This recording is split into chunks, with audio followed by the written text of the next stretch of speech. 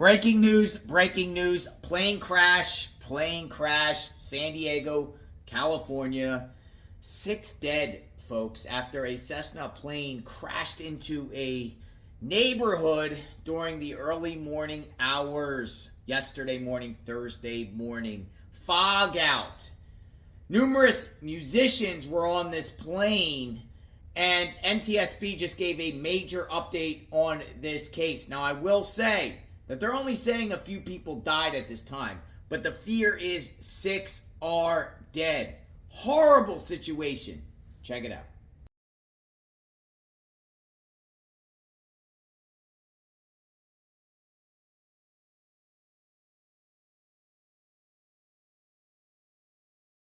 Diego, the San Diego Fire Department, San Diego Police Department, for their outstanding support that we've had for our team during our time here on scene.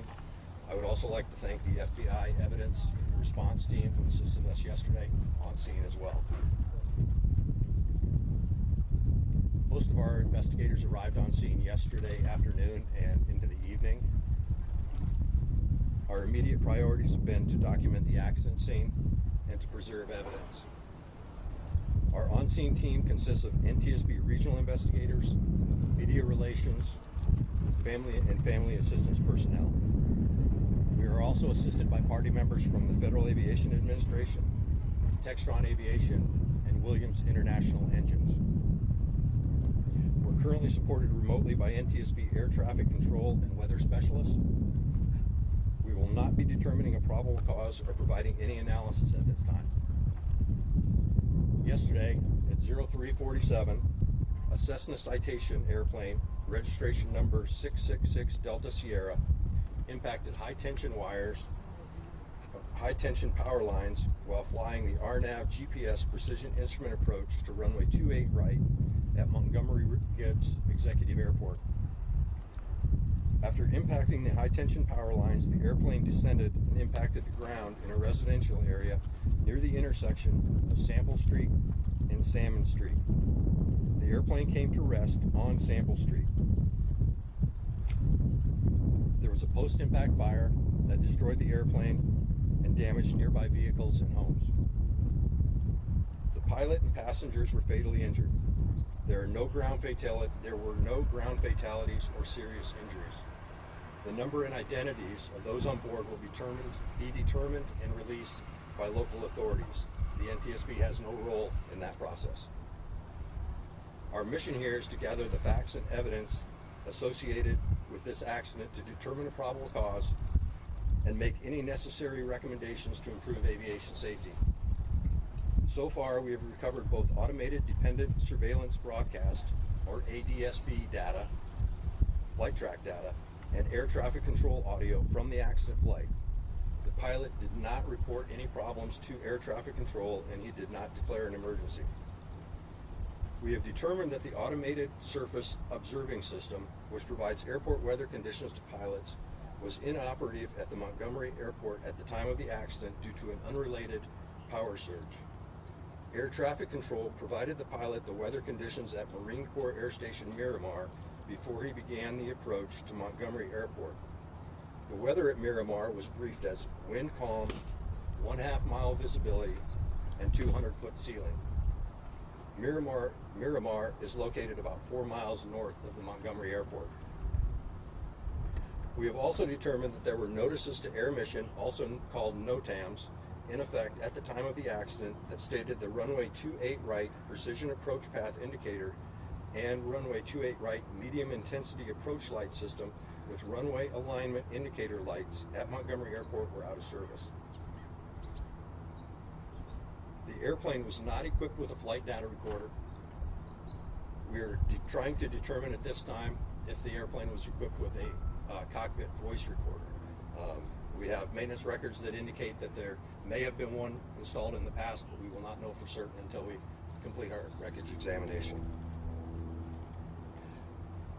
Once our on-scene activities are completed, the airplane wreckage will be recovered to a secure facility where it will be available if any additional examinations are necessary.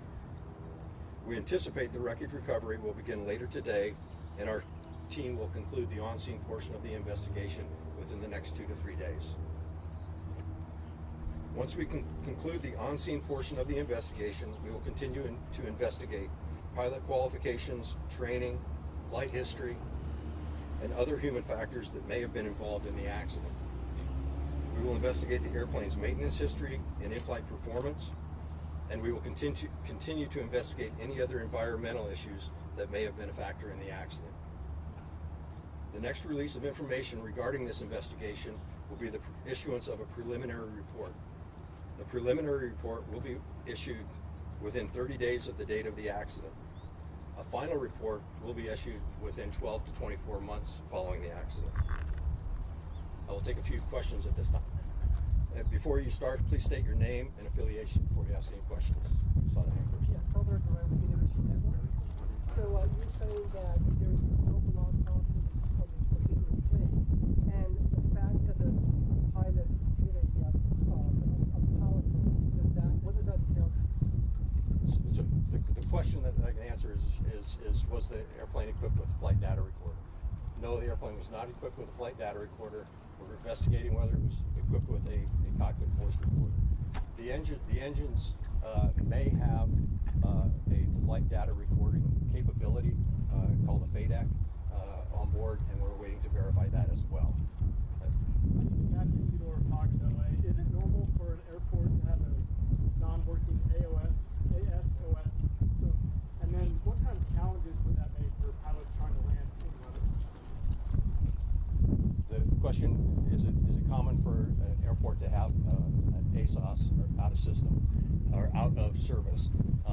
I can't speak to that. I don't know what the number of airports are that have one that's out of service, but it's not at every airport. But it is necessary to provide weather updates to the pilot at the facility through the normal reporting. Does that make it more challenging for pilots to land if that's not working? It affects the pilot's decision making, not the pilot's decision or pilot's performance in the airplane. Excuse me, sir. David with the Channel 8 News here in San Diego. Did you say there were two systems that were out? And can you describe? I understand one was a weather system, but I thought I heard you mention a second system that was out. Can you explain what that is? Yeah, the question is that I briefed. There were two systems that were out, and what were they?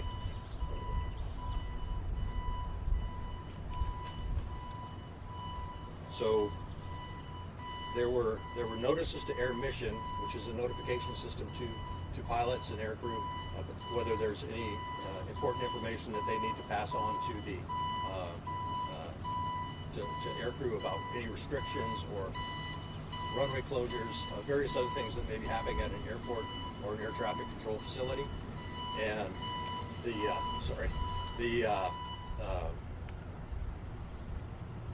so there were notices to the airmen stating that there was airport lighting that was out that would have affected the illumination of the runway, both the illumination of the runway and the glide slope, the visual glide slope indicator for that.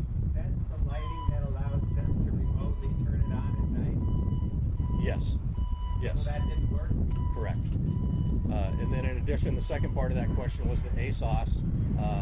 Those are unrelated to the lighting.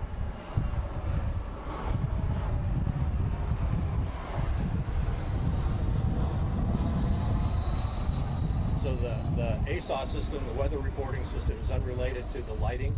It's a separate system, and that experienced some sort of a technical glitch prior to the accident. I don't know the exact time that took it offline, so it was not available at the airport. So the pilot and the air traffic control is relying on other sources to gather weather information in the area in order to make a decision to continue the approach. But real quick, how high are those power lines, and how high is the jet supposed to be to clear those? What's the minimum altitude when he goes over those power lines? The question is, what is the minimum altitude to clear the power lines and how high they are? I have not received the measurements of that yet and done the calculations, so I can't answer that. How I high have is it another supposed to question. be?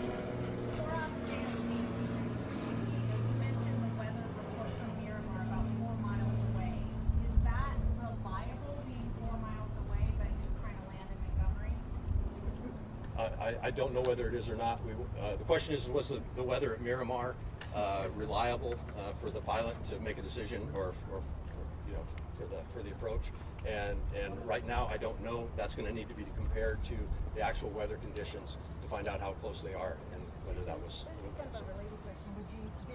Was the pilot? Do we know if the pilot was warned about the fog even though it came from Miramar? The audio that I've heard indicates that there was weather reports of what the visibility and the ceilings were at the time in the area. So, yeah. Two more questions.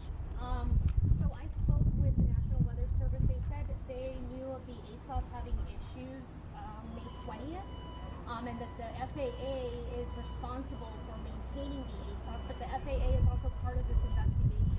So who oversees that part of the investigation? The question is who oversees the weather facility there, and with the FAA being part of the investigation. Who is responsible for maintaining the ASOS? And was the FAA made aware and when that it wasn't properly functioning since May 20th? Because the National Weather Service said they knew as of May 20th that it wasn't properly functioning. So the question is was the FAA aware, and what was the other part of that? Was the FAA made aware that the ASOS was not properly functioning, and when? Okay. Was the FAA aware, and if so, when? And the answer to that question is I need to find that out because I don't know the answer to that question. I apologize. One more question. From Telemundo, I would like to understand if they say were 6 bodies in the scene so far. Do you know about more victims? If they were like minors over there, women, men? Do you know so far about that? Well, as I stated before, any information relating to the release of the occupants, as far as their names, numbers, and that sort of thing, is going to come through the local authorities. I can't answer that. But the bodies are already in the medical examiner? How much more complicated is the investigation without a flight data report? I won't say it's more complicated. The question is how much more complicated is it without a flight data recorder? Flight data recorders provide a myriad of information depending on the make, model, and the installation, and so obviously any information you can get adds to that investigation. But without it, we use other sources of information, whether it's air traffic control, witnesses, video, the evidence that's available on the wreckage itself to tell the story of what happened. That's it. Thank you. The lights on the runway, is it normal for a pilot to land without lights on the runway?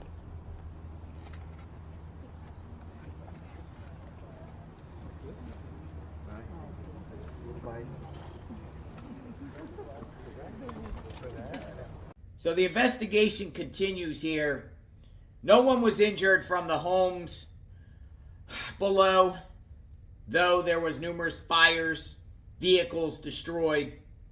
Terrifying. Imagine you living in a home and a plane crashing down on your neighborhood. Everyone technically is a sitting duck.